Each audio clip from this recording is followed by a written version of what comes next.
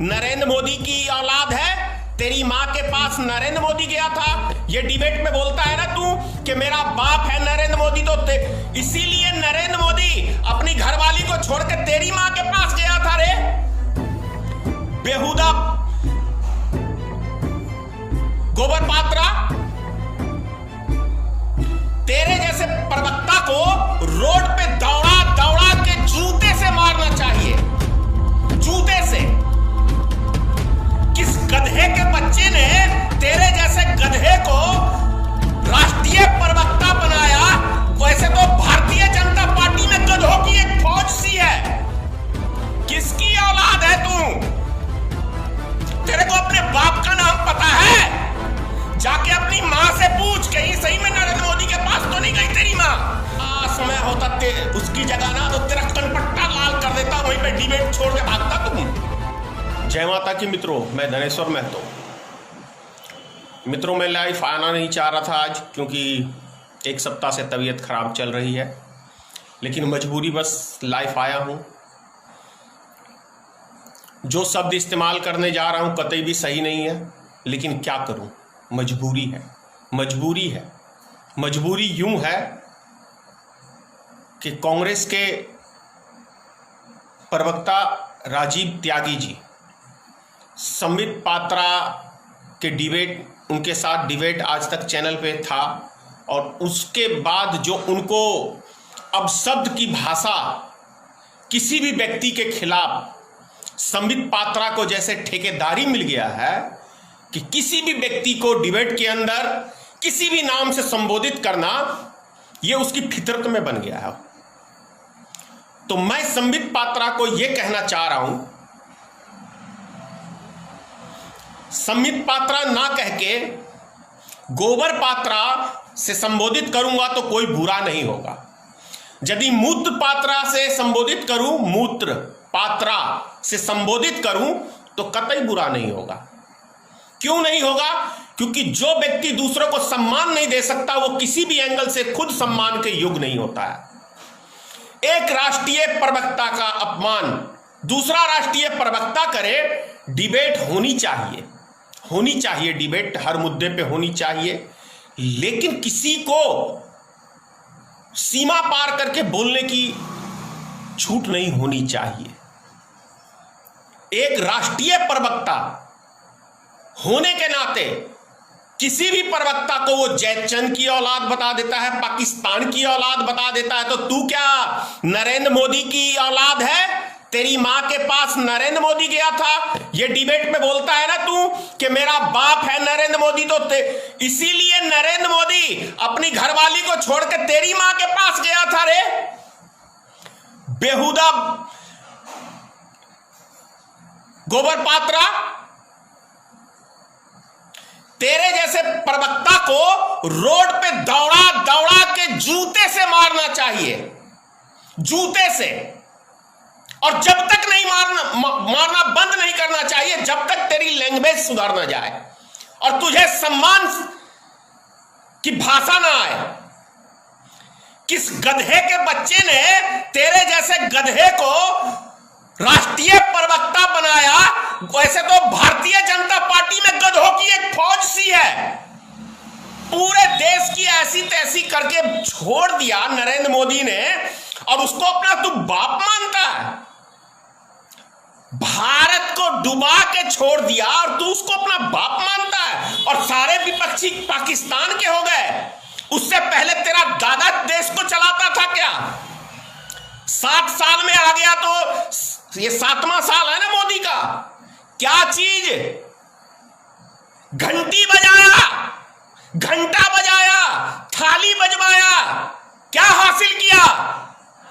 दुनिया का नंबर 2 स्थान है अभी कोरोना वायरस में।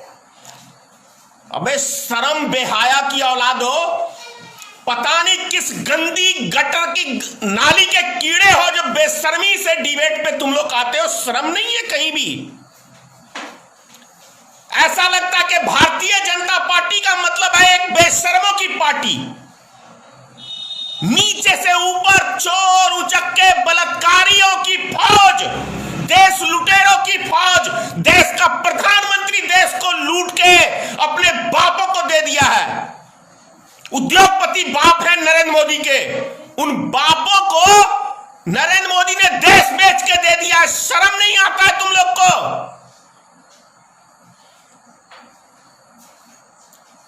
कांग्रेस ने 70 साल में अर्जा है और तेरे बाप नरेंद्र मोदी ने 7 साल में पूरे देश को बेचा है। यह हकीकत है। सुन रहे गोबर पात्रा और सुनो रे आरएसएस के दल्लो, मरवा दोगे मुझे परवाह नहीं है, मरना तो साला 2 दिन में 4 दिन बाद है, लेकिन देश की जनता को फिर जन्म लूंगा और तुम जैसे साले नालायक हरामियों को सुधारूंगा।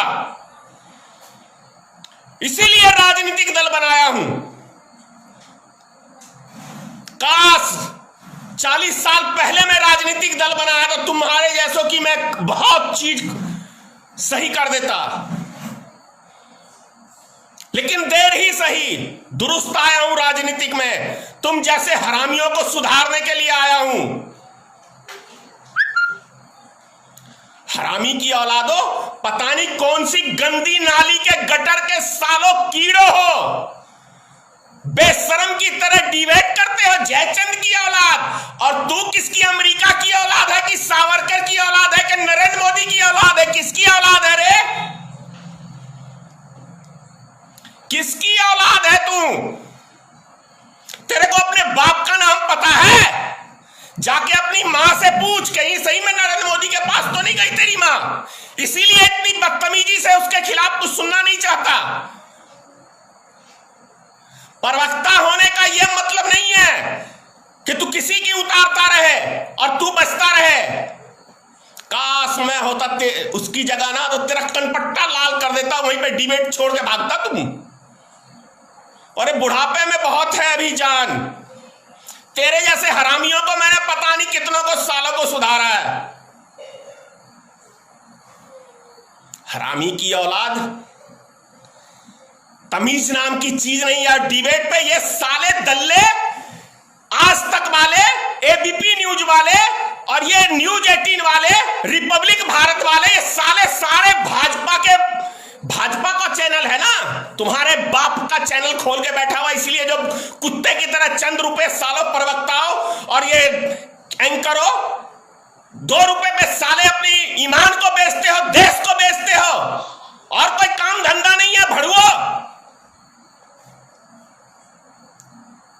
सालों देश को बेच दिया इन गधे पत्रकार, साले दलाल, देश के मोदी की दलाली, आरएसएस की दलाली करने वाले ये पत्रकार जिनको तमीज नहीं है पत्रकारिता करने का, उन दल्लों को बुला लेता है और वो एंकरिंग करते हैं अपने बाप नरेंद्र मोदी की, जैसे तुम्हारी मां का यार है ये।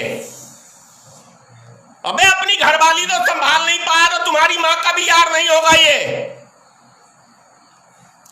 सालों भड़ुओ,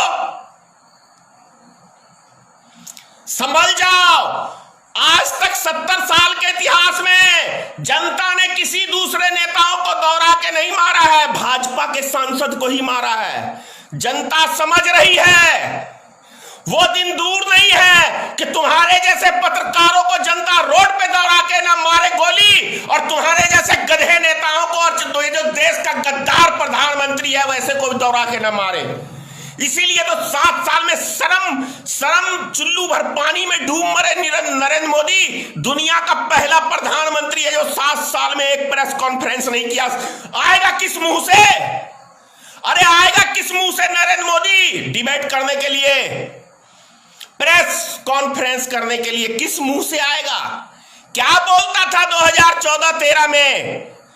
कहीं पूछ ना ले कोई ईमानदार पत्रकार, देशभक्त पत्रकार सवाल, तो शर्म के मारे मुंह छुपाए। एक डिबेट किया था, एक प्रेस कॉन्फ्रेंस, वो भी अपने चेले को, अमित शाह को पकड़ा दिया था, प्रधानमंत्री सबका जवाब नहीं देंगे। अबे जवाब देने लायक हो, कहीं मुंह दिखाने लायक हो, कहीं जाओगे किसी से डिस्कशन करने के लिए? कहीं नहीं जा सकते तुम लोग भड़ुआगिरी। और ये हरामजादे न्यूज चैनल वाले जो पाकिस्तान को, हिंदुस्तान को और हिंदू मुसलमान करने के लिए ये एंकरिंग करते हैं, भड़ुओं की औलादों।